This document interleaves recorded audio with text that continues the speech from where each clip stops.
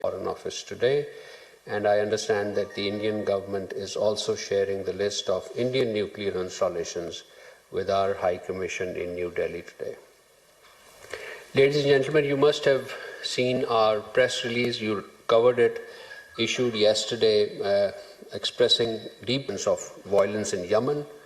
Pakistan reiterates its support and firm commitment to the unity and territorial integrity of Yemen, as well as efforts aimed at establishing lasting peace and stability in the country. In this regard, Pakistan strongly opposes unilateral steps by any Yemeni party that may further escalate the situation, undermine peace efforts, and threaten peace and stability of Yemen, as well as that of the region. Pakistan welcomes regional efforts for de-escalation of the situation and maintaining peace and stability in Yemen.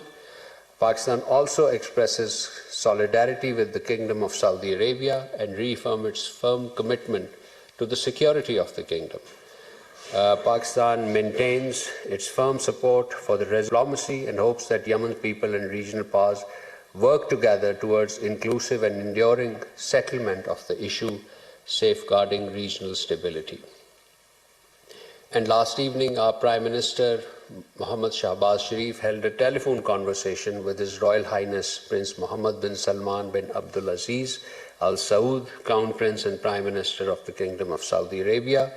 Both leaders reaffirmed their shared commitment to further strengthening of the long-standing fraternal bonds between the two countries, and that had attained new heights during recent months. The two leaders also discussed and exchanged views on regional situation and current developments. The Prime Minister emphasized upon the need to maintain unity and harmony among the ranks of the Ummah in the midst of various current challenges. While expressing Pakistan's complete solidarity with the Kingdom of Saudi Arabia, the Prime Minister said that it was imperative to maintain regional peace and stability through dialogue and diplomacy. His Royal Highness the Crown Prince were very positive on our expanding cooperation with Pakistan in all areas of mutual interest.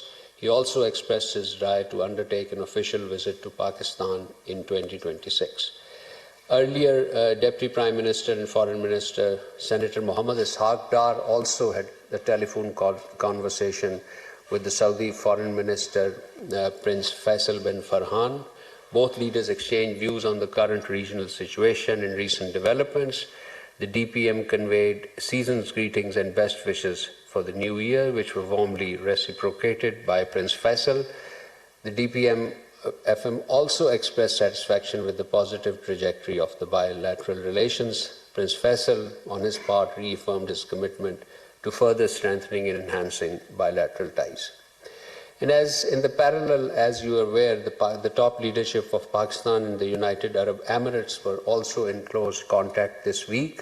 His Highness Sheikh Mohammed bin Zayed Al Nahyan, President of the United Arab Emirates and the ruler of Abu Dhabi, undertook an official visit to Pakistan at the invitation of our Prime Minister. He was accompanied by a high-level delegation, including ministers and senior officials. The two leaders, that is our Prime Minister and the President of UAE, met in Islamabad and later in Rahim Yar Khan. During these meetings, views were exchanged on bilateral cooperation and a variety of subjects. The meeting capped off a year of extensive leadership-level engagements between Pakistan and the UAE. The visit of His Highness reflects the depth of our bilateral relations, shared commitment of both sides to further enhancing collaboration in key areas, including trade, investment, energy development, and regional stability.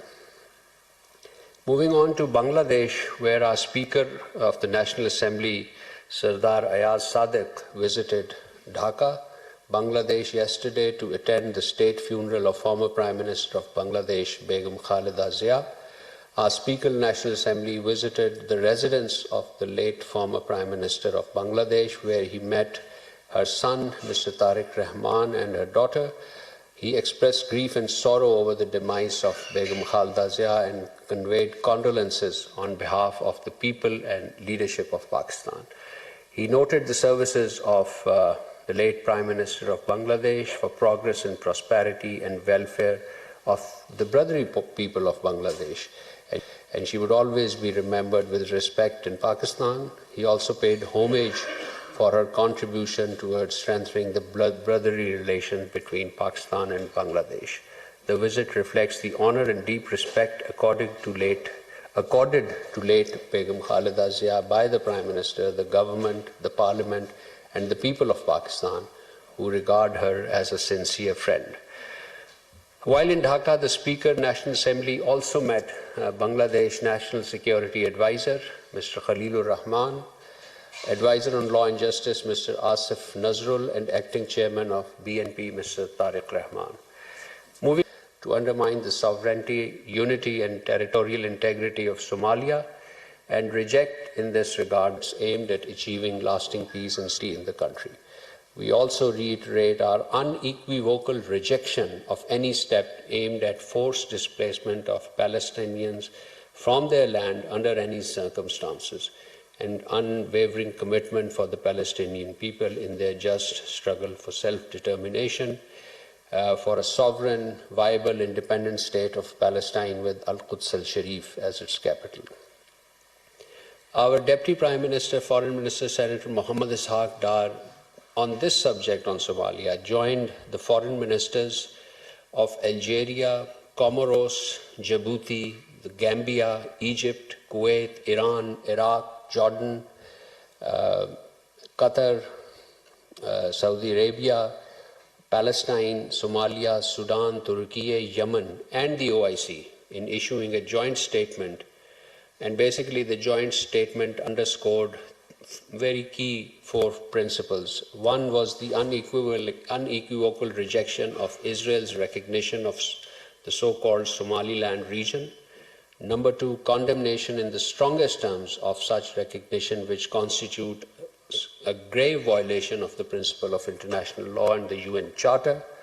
Full support of the sovereignty of the Federal Republic of Somalia, and recognizing the parts of the states constitute a serious precedent and threatens international peace and security and violate the cardinal principles of international law and UN Charter. And of course, the full rejection of any potential link between such measure and any attempt to forcibly expel the Palestinians out of their land, which is unequivocally rejected in any form as a matter of principles. Moving on to the telephone calls that the DPM Foreign Minister had with his counterparts this week. One was I mentioned about his telephone call with the Saudi Foreign Minister. He also received a telephone call from the Governor of Tabuk, Prince Fahad bin Sultan bin Abdulaziz.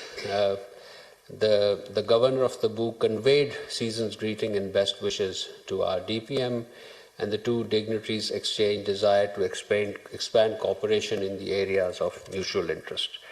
Our Deputy Prime Minister, Foreign Minister, also received a call from the Foreign Minister of Uzbekistan, His Excellency Bakhtiarov Saidov. Foreign Minister Bakhtiar further confirmed the visit of the President of Uzbekistan to Pakistan next month. Views were exchanged on regional and international developments, on ways to enhance bilateral relations by deepening cooperation. And our Foreign Minister also received a call from the Foreign Minister of Somalia, Mr. Abdusalam Abdali. The DPM reaffirmed Pakistan's full support for sovereignty of Somalia and condemned any action aimed at undermining it. The Somali Foreign Minister thanked our Deputy Prime Minister for standing by Somalia and for Pakistan's continued and sustained support. He also sought Pakistan's assistance in raising Somalia's concern in the United Nations Security Council, to which, as you know, Pakistan is the current member. And on his part, the DPM reaffirmed our full support. And DPM also received a call, held a telephone conversation with the Foreign Minister of Egypt, Badr Ahmad Mohammed Abdullateh. The 2 leaders expressed satisfaction at the positive momentum in bilateral relations and the shared views on regional and global developments, especially Somalia and Yemen. They reaffirmed their shared commitment to promoting regional peace, stability, and development. We also announced last evening that Pakistan and China will hold the 7th round of Pakistan-China Foreign Ministers level